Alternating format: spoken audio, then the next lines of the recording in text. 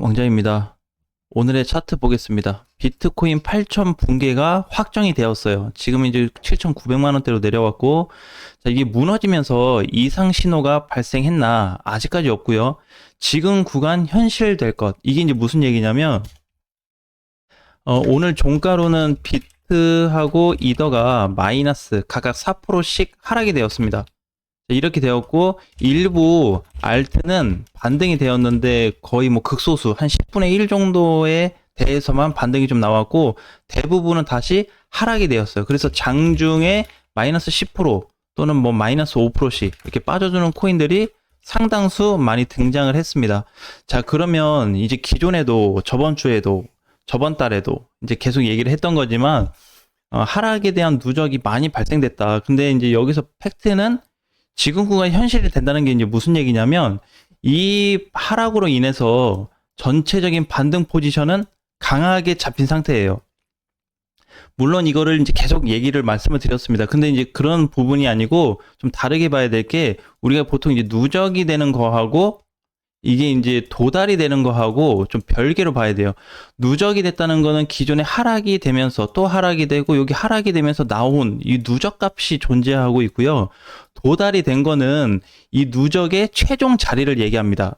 그러면은 기존에는 이제 누적된 게 다 있었고, 그래서 이제 반등을 외쳤는데 반등이 실질적으로 약하게 진짜 단기 반등이 나온 이후에 다시 밀렸잖아요. 그래서 이거에 대한 누적이 지금 살아있는 상태인데, 마찬가지로 누적의 최종값인 저점 구간까지 도달이 되었습니다. 자, 그래서 이제는 오히려 그 6월 초부터 봤을 때 현재까지 다 전체적으로 하락으로 봐야 돼요.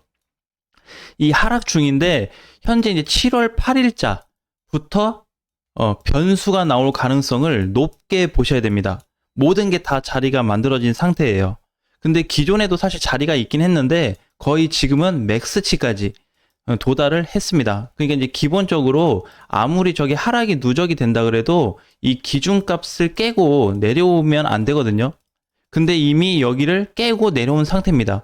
그럼 여기는 이제 기준이에요, 기준. 뭐에 대한 기준이냐면, 어차피 반등이 여기 구간에서 이렇게 밀렸다가 반등이 나와야 될 자리인데, 여기를 깨고 내려왔다는 거는 오히려 반등폭이 어떻게 더 강해졌다, 이렇게 보셔야 됩니다. 근데 하루 이틀 단기 반등으로 볼 수는 없어요, 이거를.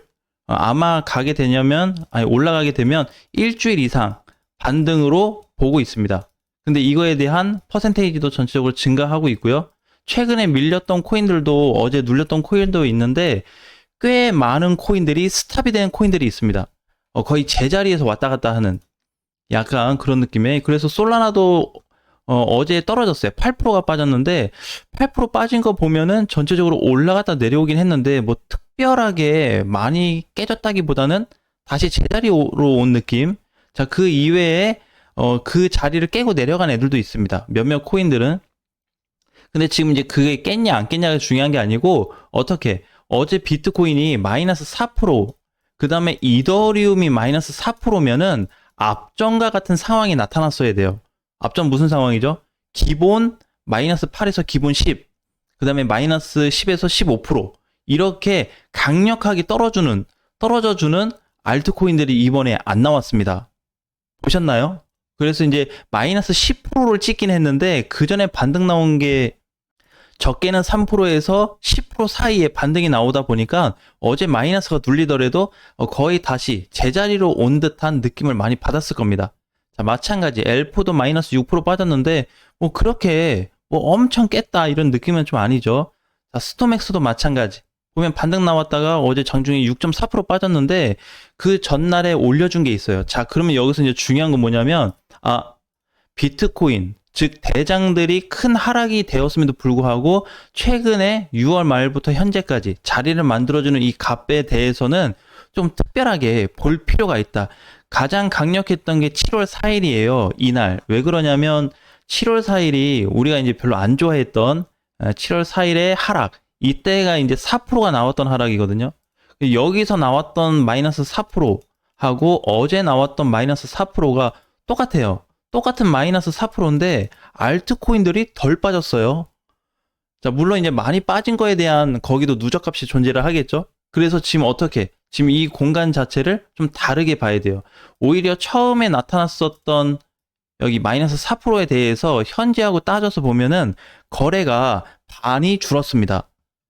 거래가 반이 줄었어요. 즉 이때는 매도가 실질적으로 있었다고 한다면 1번 자리에서는, 어제 나타났었던 2번 자리에서는 실질적인 매도보다는 그냥 시장이 전체적으로 뭐 주식시장 지수 빠지듯이 그냥 지수가 약간 밀려서 모든 코인들이 밀린 느낌, 이런 거를 많이 좀 받았거든요.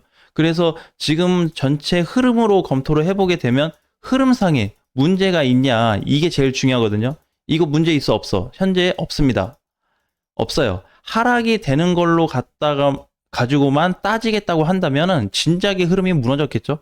예, 하지만 그게 아니고 전체적인 시장의 사이클을 놓고 본다면 흐름상에는 문제가 없는 하락 위치로 현재까지 나타나고 있습니다.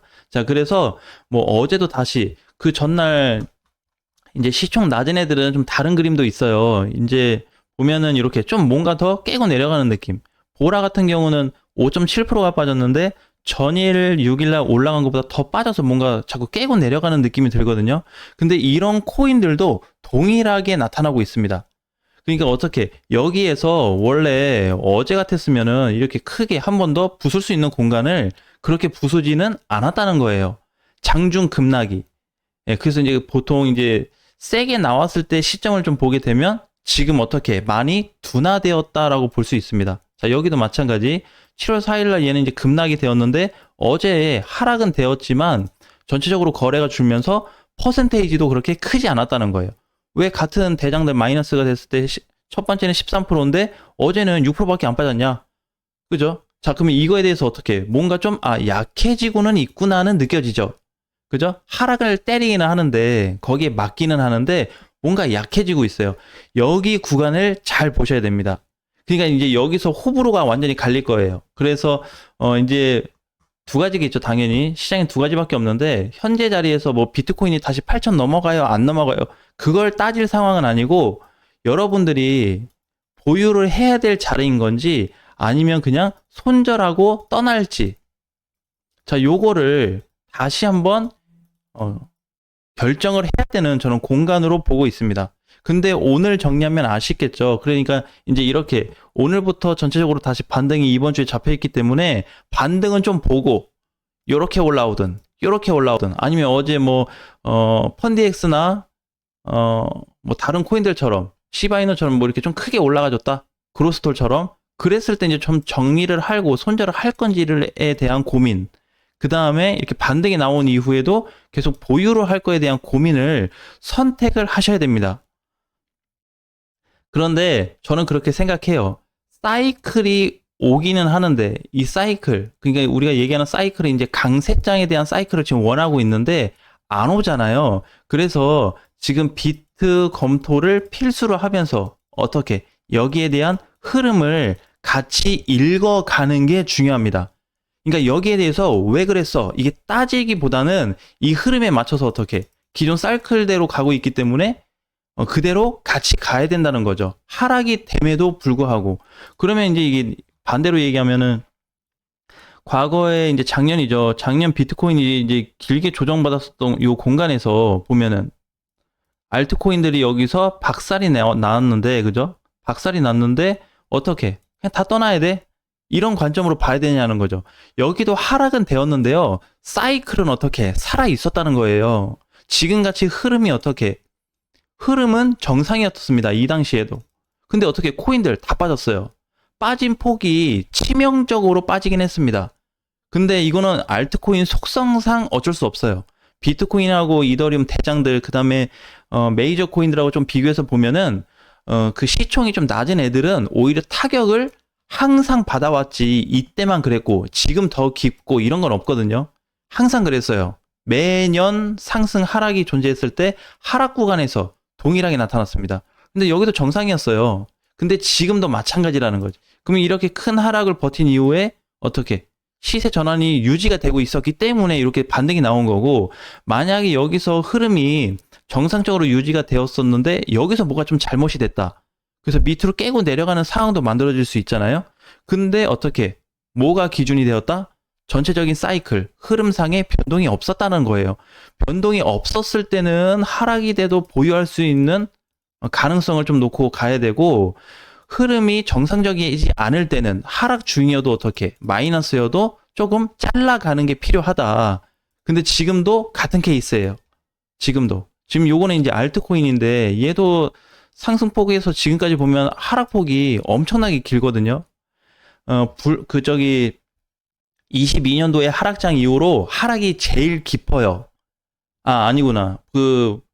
22년도, 그 다음에 이제 19년도, 그 다음에 지금. 기간으로 따지면, 이 하락에 대한 어떤 기간. 근데 어떻게? 분명한 거는 빠진 거 맞아요. 미칠 정도로 빠졌어요.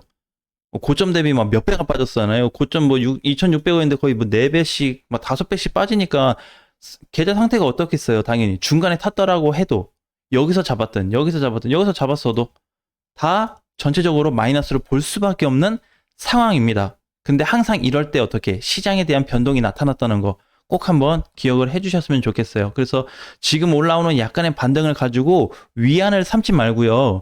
플러스가 나와도 그냥 가만히 있어요. 마이너스가 나와도 보유 쪽으로 좀 가자는 거예요. 왜? 어제 누구처럼 이제 뭐 그렇게 시총이 큰 애는 아니었지만 그로스토 같은 경우에는 이제 거의 6월 중순까지의 하락을 하루 만에 다 올려놨습니다. 30%로. 장중에 40%까지 갔죠. 그 다음에 이제 시바도 조금 갔어요. 전날 갔죠, 전날. 시바가 아니고 펀디엑스죠, 펀디엑스. 펀디엑스도 장중에 반등은 나왔습니다. 근데 얘도 어떻게? 반등이 나왔는데 많이 눌렸죠. 이런 거 나쁜 거 아니에요, 흐름 자체가. 그래서 요런 케이스를 지금 잘 보셔야 됩니다. 골렘도 장중에 반등이 있다가 밀리기는 했지만 어떻게?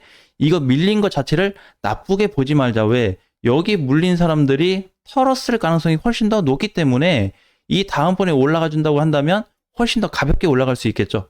그래서 지금은 가장 중요한 거는 하나하나 코인을 따져가면서 야 이거 빠졌고 얼마 빠졌고 지금 뭐 반등 나오고 안 나오고 거래가 이렇고 저렇고 지표나 지지선과 추세가 이렇고 저렇고를 따질 게 아니라 비트코인의 어떻게 전체적인 흐름이 아직도 유지되고 있냐 아니면 망가졌냐를 따지는 게 가장 중요한 첫 번째 핵심이라는 거 꼭 살펴보셨으면 좋겠습니다. 다음 시간에 뵙겠습니다.